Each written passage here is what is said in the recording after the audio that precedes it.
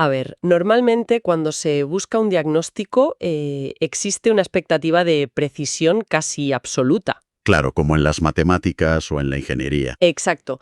Alguien se rompe un brazo, miras la radiografía, ves una línea blanca irregular en el hueso y el personal médico simplemente señala y dice que ahí está. No hay margen de error. Ninguno. Es una imagen limpia, o sea, binaria, libre de interpretaciones subjetivas.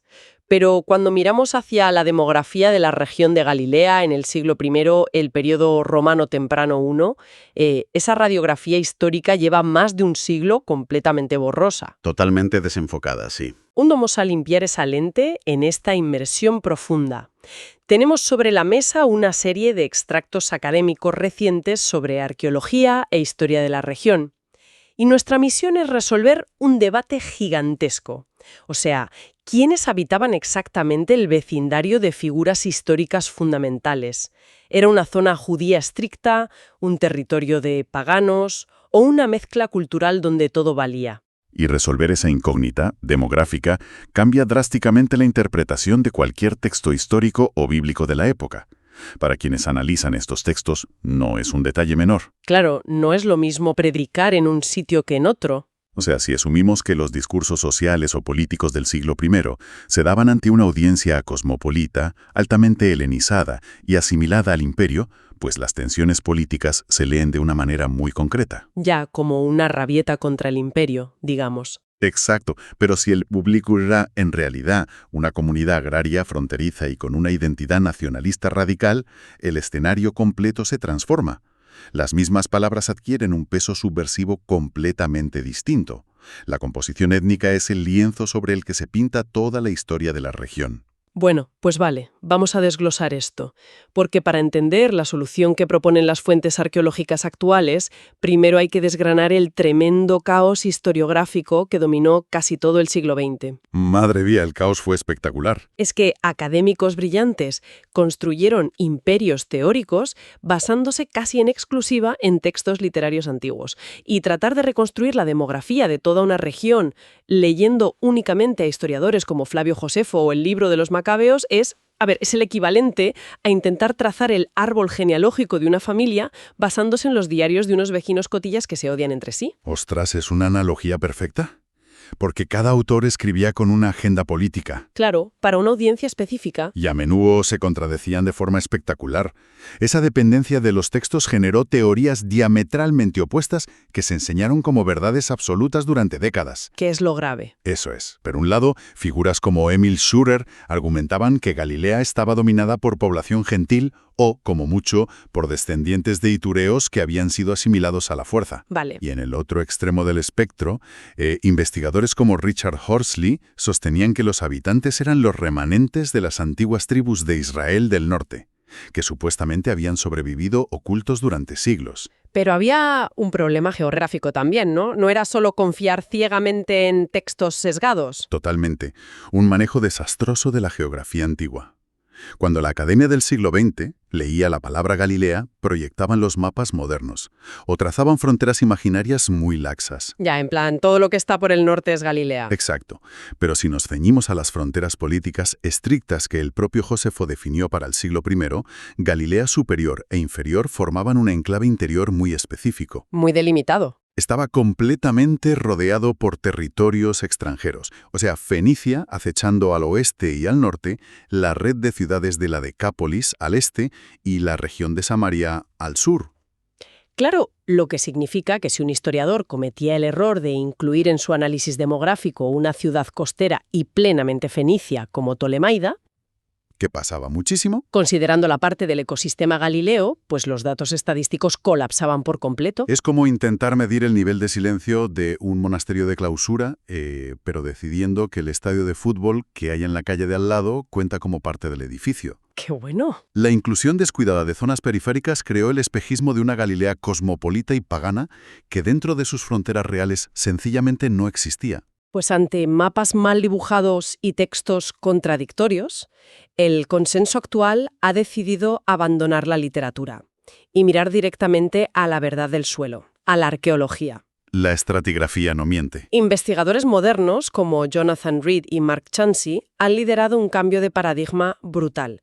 O sea, no buscan menciones en pergaminos. Buscan la huella dactilar arqueológica. Exacto, los restos fósiles del comportamiento diario. Y lo que revelan los yacimientos es que durante el periodo romano temprano I, el territorio era abrumadoramente judío. Lo saben gracias a lo que clasifican como marcadores de identidad de categoría A. Lo fascinante aquí es que esta categoría agrupa elementos que no dejan lugar a dudas sobre la adscripción religiosa y cultural de una población. O sea, no es una pista vaga. Es una certeza. Eso es. El ejemplo más extendido es la omnipresencia de las vasijas de piedra caliza. Se han catalogado en más de 70 yacimientos arqueológicos a lo largo y ancho de Galilea. 70, que se dice pronto. Y la adopción masiva de este material no responde a una cuestión estética, ni a la disponibilidad de recursos. Responde a una rigidez teológica extrema. A ver, explícanos esto. Pues, según las leyes de pureza del judaísmo de la época, la cerámica, al ser un material poroso, era susceptible de contraer impureza ritual. ¿Vale? Si una olla de barro se volvía impura, la ley dictaba que debía ser destruida, sin más. La piedra, por el contrario, se consideraba impermeable a esa impureza. Yo estoy alucinando porque esto es como tener una especie de Tupperware hiperlimpio y libre de BPA de la antigüedad. Usado no por moda, sino por una estricta preocupación por la pureza espiritual. Pero, una duda. ¿Acaso encontrar una de estas vasijas prueba que todo un pueblo era judío? Lo fascinante aquí es que encontrar uno de estos objetos en aislamiento no prueba absolutamente nada. Claro, podría ser un souvenir. O un botín de guerra o un simple intercambio comercial casual. Pero lo que el registro estratigráfico demuestra es que estos elementos jamás aparecen solos, forman el paquete completo. Un paquete cultural inquebrantable. Donde hay vasijas de piedra caliza, inevitablemente aparecen también las mikvaot. Que son las piscinas rituales, ¿no? Exacto. Instalaciones talladas en la roca madre diseñadas para la inmersión y la purificación ritual. Lo cual requiere un nivel de esfuerzo calórico y arquitectónico que desafía la lógica de una simple aldea agrícola. O sea, excavar en la dura roca galilea para crear piscinas escalonadas con dimensiones milimétricamente dictadas por la ley religiosa no es algo que se haga por comodidad. Para nada. Y que estas estructuras de purificación aparezcan no solo en las mansiones ricas de ciudades como Séforis, sino diseminadas por aldeas rurales, indica que la obsesión por la pureza estaba democratizada. Es una cultura de la pureza que impregnaba todas las capas sociales. A esto se suma el uso generalizado de osarios, que son unas cajas de piedra caliza para la práctica de los enterramientos secundarios de huesos. Una costumbre muy de Judea. Profundamente arraigada allí, sí. Y la circulación exclusiva de moneda anicónica. Sin imágenes. Exacto. Ya sean acuñaciones de la revuelta judía o anteriores, el patrón es idéntico. No hay rostros de emperadores, no hay animales, no hay deidades. Hay un respeto escrupuloso por la prohibición contra las imágenes talladas. Cuando estos 4 marcadores convergen en decenas de poblados, la teoría de una Galilea asimilada a medias se desmorona. Y aquí es donde se pone realmente interesante, porque el nivel de resistencia pasiva se vuelve aún más palpable cuando pasamos de los ritos religiosos a la economía doméstica cotidiana, lo que comían, lo que compraban, los llamados marcadores de categoría B. La economía con identidad. Eso es. Analizando los vertederos antiguos, el silencio en los restos óseos es ensordecedor. Hay una ausencia absoluta de huesos de cerdo en los poblados galileos de esta época. Aunque es verdad que la abstinencia de cerdo era compartida por otros grupos en la zona, al cruzar este dato con la cerámica, emerge un boicot comercial clarísimo. Un boicot total. El caso de la cerámica utilitaria de Kefar Hanania es paradigmático. Las familias galileas consumían de forma casi exclusiva ollas fabricadas en los talleres de este pueblo local, operados por judíos. Compraban vajilla de los suyos. Le daban la espalda a importaciones que podrían haber sido más accesibles o económicas. Las implicaciones logísticas de eso son fascinantes, sobre todo con la iluminación. Las fuentes detallan el uso de las lámparas herodianas. Que son unas lámparas de aceite talladas a cuchillo. El análisis químico revela que se fabricaban en la zona de Jerusalén, a más de 100 kilómetros de distancia. Una locura logística. Estamos hablando de importar objetos de arcilla sumamente frágiles por caminos empedrados llenos de baches. Teniendo barro en Galilea, elegían la ruta más larga. Porque la funcionalidad de la lámpara era secundaria. Lo primordial era su origen. Encender esa lámpara en una casa rural del norte era mantener un cordón umbilical con Judea. Y ese rechazo a lo extranjero era quirúrgico. O sea, ausencia total de santuarios paganos o iconografía. Llegaba incluso a afectar el concepto de lujo en la alta sociedad. Ostras, el caso de la Terra Sigillata Oriental, la cerámica esa. Ese caso es revelador. Era una vajilla finísima, roja, de la costa fenicia. El estatus máximo. Las élites la importaban, pero a finales del siglo I, antes de nuestra era, desaparece fulminantemente. La abandonan por platos de piedra toscos para no comprometer su pureza. La pureza se convirtió en la nueva moneda de prestigio. El estatus ya no era tener lujo extranjero, sino ser el más ortodoxo. Vale, pero aquí tengo un desafío. Un pushback a todo esto.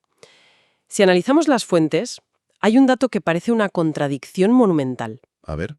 Si eran tan estrictos rechazando imágenes paganas y destruyendo cerámica importada, ¿por qué usaban siclos de plata de Tiro para pagar el impuesto del templo? Esas monedas tenían la imagen del dios Melkart, el Hércules fenicio. Destrozan una vasija pero meten una deidad pagana en el templo. Suena a hipocresía. Es una contradicción maravillosa. Tienes razón, pero ilustra dónde terminaba la ideología y empezaba el pragmatismo económico antiguo. El mandato religioso exigía pagar con la plata de la mayor pureza metalúrgica disponible. Ya. ¿Y esa plata era la de Tiro? Exacto. El ciclo de Tiro tenía el monopolio de la plata de alta ley. No existía moneda anicónica alternativa para ese propósito fiscal específico. Como señala el texto, el buen dinero no respeta fronteras culturales. El buen dinero no respeta fronteras culturales. Fíjate qué frase. Hacían un inmenso esfuerzo de disonancia cognitiva. Ignoraban a la deidad y se concentraban en la pureza del metal. Bueno, pues hemos consolidado la imagen de una población hiperpurista. Pero si retrocedemos un par de siglos, esa misma extensión de tierra estaba vacía o llena de paganos. Entonces, ¿qué significa todo esto? ¿Cómo pasas de 0 a 100 en fervor nacionalista? La estratigrafía tiene que explicar esta historia del origen. Y la explica, trazando la cronología de un territorio marcado por rupturas. Nos vamos al año 732 antes de nuestra era, la Edad de Hierro. Los asirios destruyen Galilea y deportan a la población. Queda vacía. Lo que descarta la teoría de que los galileos eran descendientes de las antiguas tribus del norte. O sea, nadie se quedó cultivando en secreto. Nadie. Quedó vacía hasta los periodos persa y helenístico temprano. Ahí llegan colonos gentiles vinculados a Fenicia. Tienen santuarios paganos en plena montaña como el de Mitzpe-Yamim. Y usan una cerámica tosca galilea. Un enclave próspero, pero pagano. Hasta que llegan los asmoneos. Exacto. Periodo helenístico tardío, entre el 167 y el 63 antes de nuestra era. La dinastía judía lanza una campaña de expansión hacia el norte. Y no hay asimilación gradual. Los asentamientos paganos son destruidos o abandonados en masa. O sea, un reemplazo abrupto. Es como un pueblo fantasma que es repoblado de repente por una nueva ola de pioneros. Exactamente. Aparecen de golpe las monedas anicónicas, las prensas de aceite tipo Judea, y hay un aumento drástico de población. Si conectamos esto con el panorama general, la evidencia demuestra que los galileos del siglo I eran en realidad inmigrantes recientes que subieron desde Judea, reclamaron la región y la judaizaron. Pues para ir resumiendo este viaje, la idea de una Galilea llena de gentiles asimilados o de una población a medias pagana es un mito absoluto descartado por la arqueología moderna. Totalmente descartado. Era un territorio sólidamente judío, poblado por inmigrantes devotos que usaban vasijas de piedra, se bañaban en mikvaot y compraban lámparas hechas en Jerusalén, todo para mantener su identidad blindada. Y fíjate, esto nos deja con una idea audaz para reflexionar, construida sobre todo este material. Cuéntanos. Si consideramos que los habitantes de Galilea eran en realidad familias de colonos que migraron desde Judea con un fervor nacionalista, aferrándose rígidamente a las leyes de pureza y boicoteando productos romanos, esto cambia la narrativa clásica. Por completo. Quizás los históricos conflictos entre los líderes de Jerusalén y los galileos no eran fricciones entre una capital sofisticada y unos campesinos ignorantes o asimilados. Ostras. Tal vez era la típica tensión de una diáspora de colonos pioneros que, irónicamente, se volvieron más tradicionalistas y más estrictos que la gente de la propia capital a la que tanto veneraban. Qué fuerte. O sea, no eran menos devotos, eran radicales de la frontera. Exacto. Es una invitación a repensar por completo las dinámicas sociales del siglo I. No eran campesinos relajados, eran puristas incontrolables. Es alucinante cómo la tierra, los simples fragmentos de cerámica y piedra, pueden reescribir por completo la historia que creíamos conocer. Una inmersión profunda que realmente cambia la perspectiva.